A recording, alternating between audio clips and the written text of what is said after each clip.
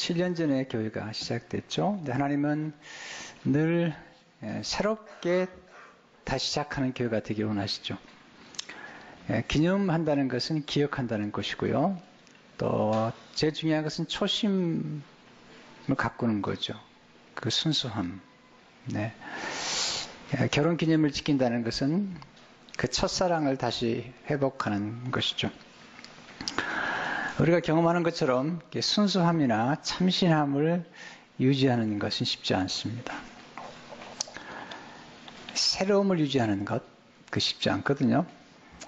1517년에 캐톨릭의 부패 때문에 개신교가 시작이 됐죠. 개신교의 특징은 리폼, 늘 개혁하는 거잖아요. 근데 개신교의 개혁은 한 번에 완성되는 게 아니고 계속해서 새롭게 개혁하지 않으면 유지하기 어렵다는 거죠. 그래서 마틴 루터는 그의 대요리문답에서 이렇게 이야기하고 있습니다. 사탄의 방해와 시험은 아직도 너무 많으므로 그리스도 안에 있는 우리의 새로운 삶은 끊임없이 발전하고 진보해야 한다. 네, 우리의 새로운 삶은 끊임없이 발전하고 진보해야 된다. 교회도 마찬가지죠. 끊임없이 발전하고 진보할 때만이 교회가 새로워질 수 있죠. 종교개혁운동의 슬로건은 5가지로 압축할 수 있죠. 오직 믿음으로, 오직 은혜로, 오직 성경으로, 오직 그리스도를 통해, 오직 하나님의 영광을 위해. 문제는 이렇게 시작했다 하더라도 늘 새롭게 교회를 갱신하지 않으면 그 새로움을 유지할 수 없다는 거죠. 그래서 오늘 하나님께서 우리 교회를 향하신 창립 7주년을 맞이한 우리 교회를 향하신 하나님의 말씀이 어떤 말씀입니까? 도대체 우리 교회는 존재하는 이유가 무엇이며 우리는 지금 잘하고 있는 건지 하나님의 말씀을 통해서 우리가 점검을 하면 좋겠습니다. 첫째로 하나님 좋은 교회를 넘어 위대한 교회가 되기를 원하시죠. 좋은 교회는 많지만 위대한 교회는 많지 않습니다. 또 좋은 기업은 많지만 위대한 기업은 많지 않습니다.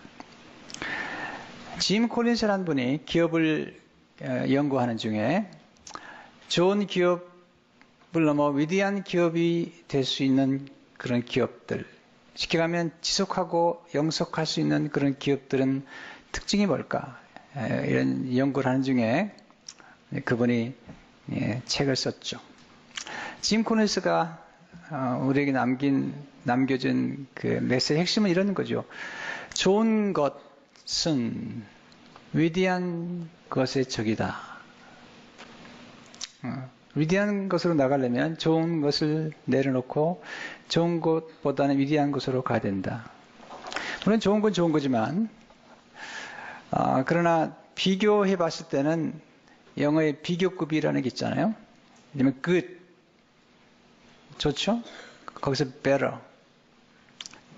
better로 나가려면 good을 내려놔야죠.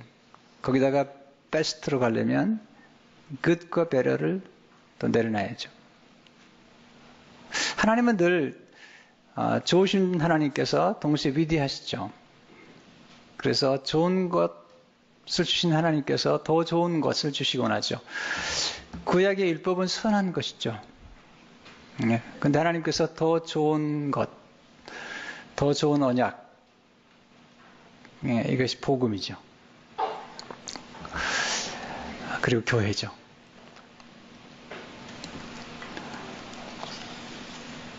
그러면 성경이 말하는 위대함은 뭘까? 이게 아주 중요한 거죠. 성경에서 말하는 위대함은 가치에 있죠.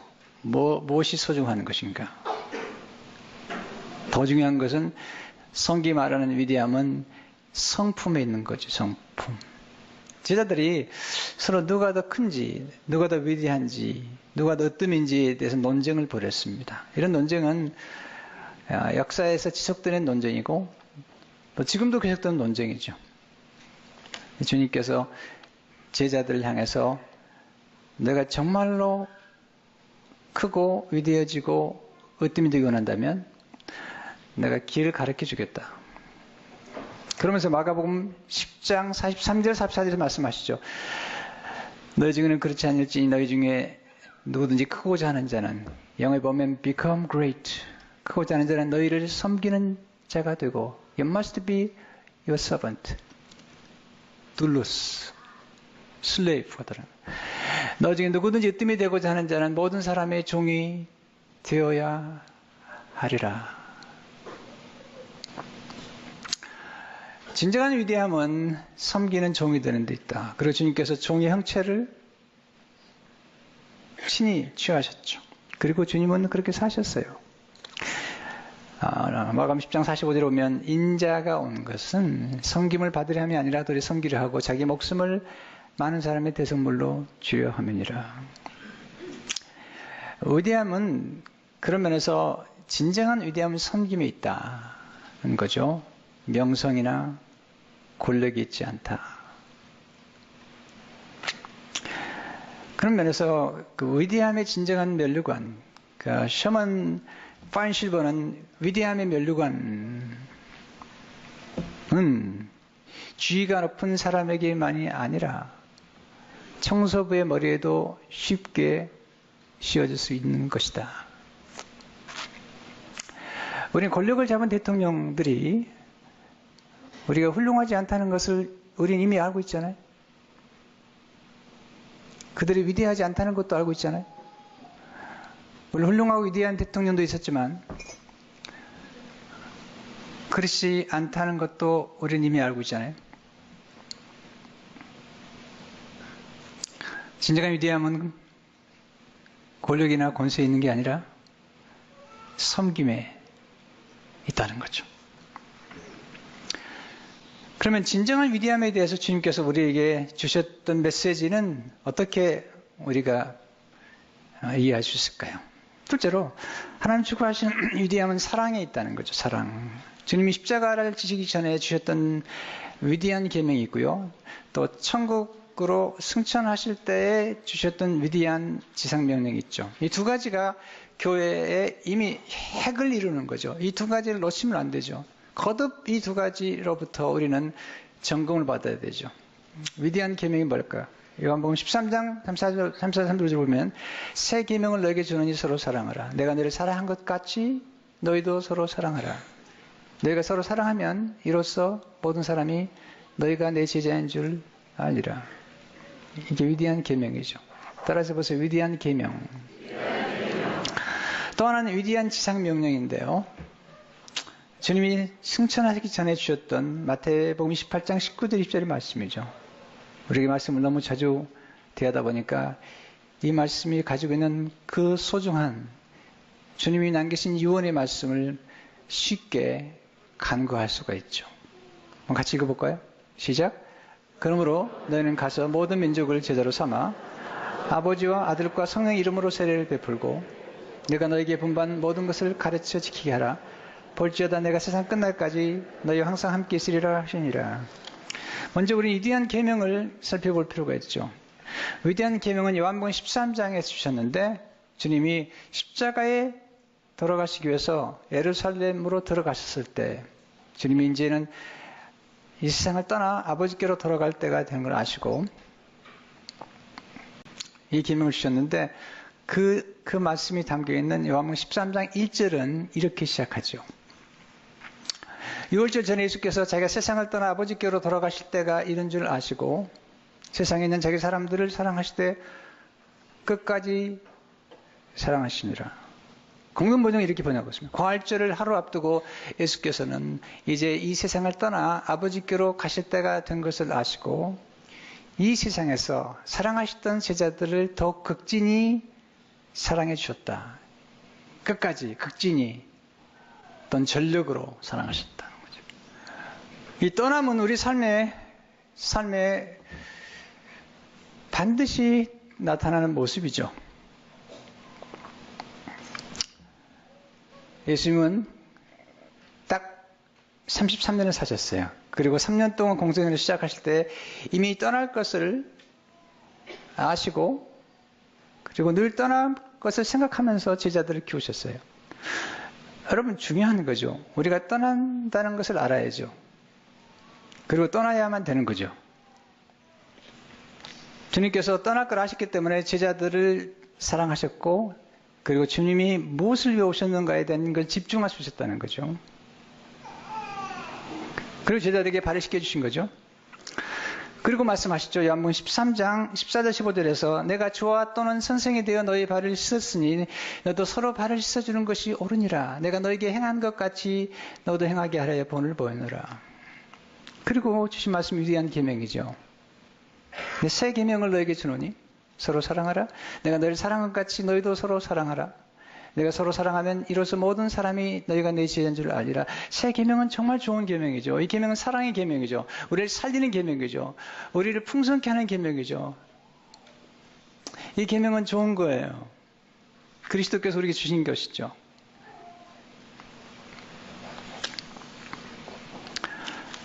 사랑이 무엇이냐고 물으신다면 눈물의 씨앗이라고 말하겠어요.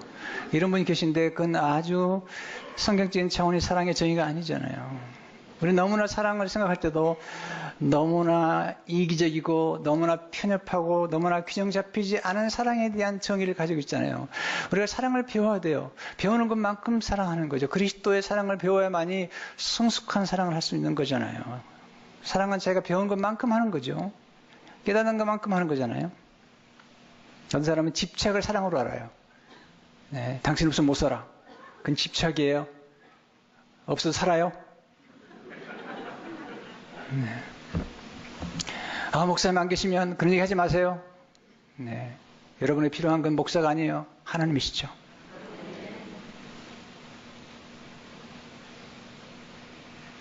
우리 사랑의 길은 뭐죠? 주님 말씀하시잖아요. 내가 떠나는 것이 너에게 유익하다. 내가 떠나야 성령이 오신다.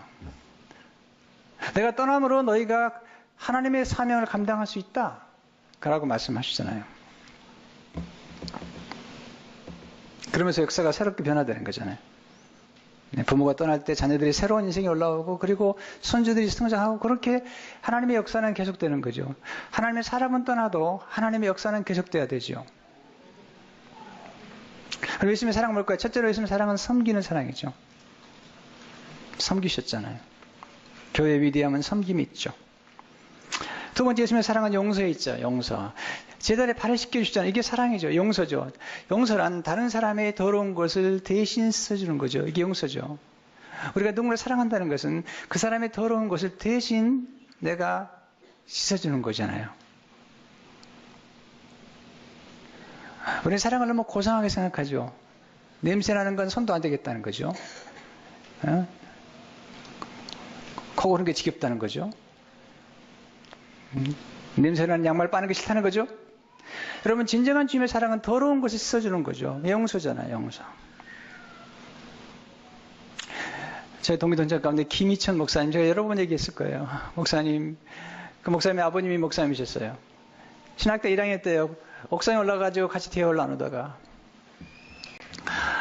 그 친구가 아버지 얘기를 했어요. 그리고 둘이 울었어요. 아버지가 작은 교회 목회를 했는데 신자들이 보통이 아니었나 봐요. 한 번은 한 신자가 교회 앞에다가 오버히트를 했어요. 술 먹고 다 토해놨어요. 근데 그날 밤에 소문을 내기 시작했어요. 사람들이. 목사가 술 먹고 오버히트 했다고. 그 얘기를 들은 목사님이 그 속을 씻고 교회 와서 그걸 다 먹으셨어요.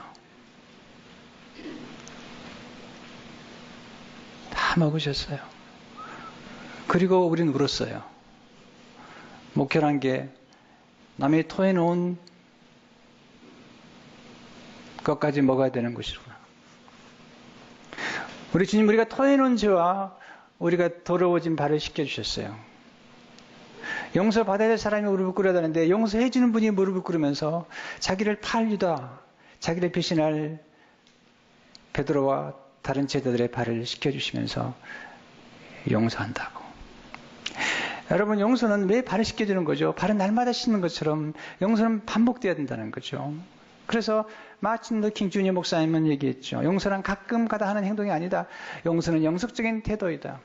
우리가 부부 사이가 지속되려면 용서를 잘해야 되잖아요. 용서가 잘 안 되는 가정들이 어려워지는데요. 가끔 그런 말을 듣잖아요. 남편한테 실수할 때마다. 남편 당신 이번 용서 중에 다음 용서하면 용서해달라고 하지 마. 국물도 없어. 국물도. 그 용서가 아니죠. 진정한 용서는 다른 사람의 토하는 것까지 먹으면서 용서하는 거죠. 그리고 반복해서 용서하는 거죠. 사랑은 늘 그러므로 새로워지는 거죠. 이게 십자가의 사랑이고 이게 위대함의 극치죠. 세 번째 사랑은 제자를 키우셨다는 거죠. 발을 씻겨주는 것은 씻겨줌으로 깨끗한 발을 만들었죠. 근데 주님이 거기서 뭘 봤냐면 제자들이 예수님을 십자가에 못 박혀 죽도록 팔고 배신하는 것도 보셨지만 십자가에 죽으시고 부활하신 다음에 그 제자들이 그 발을 가지고 좋은 소식을 전하는 아름다운 소식을 전하는 발이 될 걸 아셨죠. 그래서 그들을 교육하고 훈련시키고 그들을 끝까지 섬기시면서 그들을 키우셨던 것이죠. 세상은 성공을 우상하잖아요. 성공한 모든 과거를 정당화시키잖아요. 이번 미국 대통령 두 분이 대표로 나왔는데 두 분 다 이런 생각을 하실 수 있어요. 두 분 다 허물이 많으시잖아요. 그러나 대통령이 되면 모든 허물이 정당화될 거라고 믿고 있는 거죠. 덮어질 거라고 믿는 거죠. 여러분 보세요. 우리나라 보세요. 대통령이 되면 아버지의 모든 잘못된 것도 다 덮을 거라고 믿는 거죠. 근데 결론은 뭐죠? 여러분 이것이 성공의 허구성입니다. 많은 사람들이 성공만 하면 뭐든지 해도 되고 모든 것이 어떤 잘못이 정당화될 수 있다고 생각하는 거죠. 거기에 위대함이 있는 게 아닙니다. 진정한 성공은 섬김에 있는 것이고 진정한 섬김은 희생에 있는 것이죠. 예수님이 십자가에 돌아가시면서 친히 낮아지시고 예수님은 세상 사람들이 보여주는 성공한 모습이 아니시잖아요. 진정한 위대함은 섬김에 있고 희생에 있고 나눔에 있는 거잖아요. 그리고 심지어 다른 사람의 죄까지도 나의 죄로 여겨 십자가에서 심판과 저주를 받으신 그 은혜로우신 주님, 그분의 사랑이 위대한 거죠. 여러분 세상 성공은 자기 업적을 자랑하지만 진정한 겸손은 하나님의 업적, 그리스도께서 십자가에서 이루신 그 놀라우신 위대하신 그 업적을 자랑하는 것, 그것이 교회죠. 교회는 인간의 업적을 찬양하는 게 아니잖아요. 하나님이 놀라우신 구원의 놀라운 스토리를 선포하는 것, 그것이 교회죠. 세 번째, 하나님 주신 위대함은 사명에 있는 거예요. 사명. 사명은 뭐죠? 우리가 존재하는 이유죠. 살아가는 이유죠. 삶의 의미죠. 그게 지상명령이죠. 위대한 지상명령. 마태복음 28장 19절 20절을 보게 되면 그러므로 너희는 가서 모든 민족을 제자로 삼아 아버지와 아들과 성령 이름으로 세례를 베풀고 내가 너희에게 분부한 모든 것을 가르쳐 지키게 하라. 볼지어다 내가 세상 끝날까지 너희와 항상 함께 있으리라 하시니라. 가서 모든 민족으로 제자로 삼으라. 주님은 오라, come to me. 내게 오라, 내가 너를 쉬게 하리라. 그래서 교회는 모여야죠. 주님께로 come. 그리고 주님 말씀에 go. 가라. 가서 제자를 삼으라는 거죠. 교회는 모이는 교회뿐만 아니라 흩어지는 교회죠. 세상을 향해 나갈 뿐만 아니라 열방을 향해 나가라는 거죠. 가끔 이런 분을 만나죠. 목사님, 아니 우리 주위에도 전도할 사람이 많은데 꼭 우리가 해외에 나가서 섬겨야 됩니까? 꼭 과테말라에 가야 됩니까? 왜 또 중국에, 또 이디오피아에, 케냐에, 미얀마에 왜 가야 됩니까? 왜 알바니아에, 왜 터키에, 왜 볼리비아에 왜 가야 됩니까? 여러분, 제가 이번에 과테말라에 얼마 전에 갔다 왔는데요. 여기서 살고 있는 과테말라 분들하고 과테말라에 있는 그 어려운 어린이들하고 복음을 받는 자세가 달라요. 정말 달라요. 우리는 우리 주위에 있는 분들도 전도해야 되지만 가서 전도해야죠. 목사님 꼭 가야 됩니까? 가라고 말씀하시잖아요. 그럼 순종해야 되는 거예요. 교회가 할 일은 그리스도의 명령에 순종하는 게 교회가 하는 일이에요. 우리는 이미 주님께서 주신 비전과 사명이 이미 주어진 거예요. 우리 생각 스스로 고안하기 위해서 목회 철학을 정할 필요가 없어요. 목회 철학 자체가 위대한 계명이에요. 목회 철학 자체가 바로 위대한 사명을 이루는 거예요. 이유를 붙이지 마세요. 그러면 교회가 아니에요. 교회는 우리 생각을 덧붙여서 이렇게 교회가 돼야 된다고 말하는 교회가 아니라 성경에서 주님이 말씀하신 교회, 그 교회를 하고 있는지, 그리고 그 말씀에 순종하는 게 교회죠. 그게 그리스도의 제자요? 그리고 우리가 해야 될 일이잖아요. 교회는 건물이 얼마나 크냐, 땅이 얼마나 많고 재산이 얼마나 많냐에 따라서 교회가 되는 게 아니잖아요. 기업은 얼마나 많은 이윤을 남겼는지, 그러나 그 기업도 정말로 위대한 기업이 되려면 사회 환원을 하는 거죠. 근데 교회도 마찬가지죠. 정말 교회가 위대한 교회가 되려면 재산을 얼마나 증식했느냐가 교회의 사명이 아니잖아요. 진정한 위대함의 교회의 위대함은 사이즈 있는 것도 아니고 땅에 크게 있는 것도 아니고 건물이 크게 있는 것도 아니고 한 영혼을 천하보다 귀하게 여기는지, 그리고 주님 명령하신 위대한 계명과 위대한 지상 명령을 지금 순종하고 있는지 하나님 그걸 보고 계시는 거죠. 물론 교회가 공간이 필요하죠. 바네프라는 유명한 독일의 신학자는 말하더라고요. 주님이 머물고 오셨다는 것은 주님께도 공간이 필요하다. 주님이 비록 택하신 공간은 구유지만, 그러나 주님은 교회이시기 때문에 교회는 가시적으로 눈에 보이는 공간이 필요하다. 바네프는 말하기를 캐톨릭은 말씀보다 가시적인 교회를 중요하게 여기기 때문에 개신교가 개혁을 했는데, 개신교의 가장 큰 잘못은 말씀을 강조하는 중에 가시적인 교회를 무시한 거다. 캐톨릭은 가시적인 교회뿐만 아니라 말씀으로 돌아가야 되고, 개신교는 여전히 말씀을 강조할 뿐만 아니라 이 세상 공간 안에서 하나님의 살아계신 영광을 드러낼 수 있는 교회, 그 가신교회, 꼭 그걸 건물이라고 얘기할 수 없지만 이런 공동체가 필요한 것이다. 가시적인 교회, 그 교회를 통해서 하나님의 영광이 드러난다는 거죠. 목사님 교회가 문제가 많은 교회 안 나가겠다고요? 그건 잘못된 거죠. 네, 그것은 하나님의 영광을 모르는 거죠. 하나님 말씀의 메시지를 모르는 거죠. 반드시 어디인가 그리스도 이름을 모이는 공동체가 있어야만이 거기서 우리가 하나님의 놀라운 영광을 경험할 수가 있고, 그리고 하나님이 우리에게 공급해 주신 능력을 받을 수가 있는 거죠. 자, 질문은 뭐냐면, 그럼 우리가 위대한 계명, 서로 사랑하라는 위대한 계명과 주님께서 모든 민족을 지자로 삼으라는 이 명령을 우리가 지킬 수 있겠는가? No! 지킬 수 없습니다. 어느 누구도 지킬 수 없습니다. 제자들도 불가능합니다. 어떻게 가능한가? 이 결론이죠. 성령님을 통해서 위대한 계명과 위대한 지상명을 실천할 수 있는 거죠. 주님 말씀하세요. 위대한 계명과 위대한 지상명을 주신 주님께서 예루살렘을 떠나지 말고 성령을 받기 전까지는 예루살렘을 떠나지 말라. 왜냐하면 성령을 받기 전까지는 이런 사랑을 실천할 수도 없고, 그리고 가서 복음을 전할 수도 없기 때문에 하나님의 놀라운 사랑을 받아야지 그 사랑으로 사랑할 수 있고, 성령의 능력을 받아야지 우리가 그 능력으로 가서 영혼을 사랑할 수 있는 거죠. 그 능력이 아니면 여러분, 남의 토해는 음식을 먹을 수 없어요. 그 능력이 아니면 더러운 냄새나는 발을 닦을 수 없죠.